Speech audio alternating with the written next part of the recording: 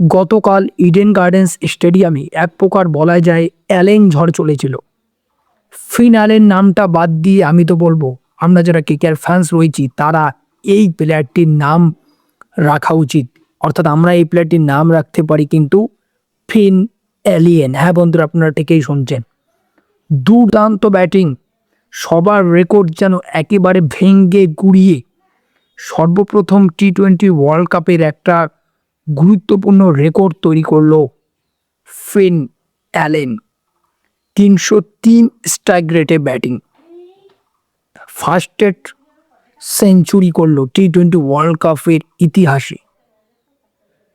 10টা 6, 8টা 4, তার সাথে কিছু কিছু শর্ট রান, কয়েকটি শর্ট রান। ফিন অ্যালেন একাই যেন কালকে সাউথ আফ্রিকার বলারদের একেবারে কচু কাটা করে ফেলেছে।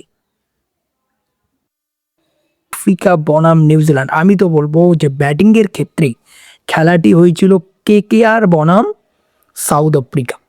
কেন বললাম কথাটি? কারণ তিনজন যে কালকে ব্যাটিং করেছিল তিনজনই কিন্তু আমাদের কেকেআরের নিউ রত্ন, অর্থাৎ কেকেআর টিমের নতুন রত্ন।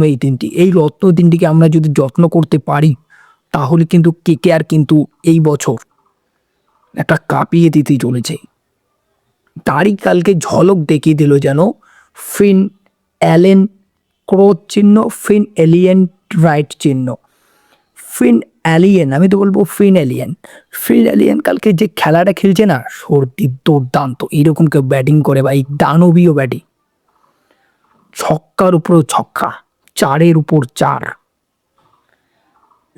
প্রত্যেক leg side, of side, state and পিছনে সব পাশেই যেন ধামাকা কিছু শট খেলেছে। তার সাথে তো আরেকটি প্লেয়ারের নাম বলতে হয় টিম সাইফার্ট। 33 বলে 58 রান, 175 স্ট্রাইক রেটে কিন্তু সেও ব্যাটিং করে। এখন আমাদের কেকেআর ফ্যান্সদের মাথায় একটাই টেনশন যে ওপেনিং আমাদের কেকেআর ম্যানেজমেন্টরা কাকে দিয়ে করায়, ফিন অ্যালেনকে নাকি দুইজনকে। আমি তো বলবো যদি সম্ভব হয় তাহলে দুজনকে গিয়ে ওপেনিং করানো উচিত, কারণ এই দুইজন যদি ওপেনিং করে কেকেআরের ক্ষেত্রে তাহলে আমরা একসময় ভাবতাম যে ফিল সল্টের অভাবটা কে এসে পূরণ করবে।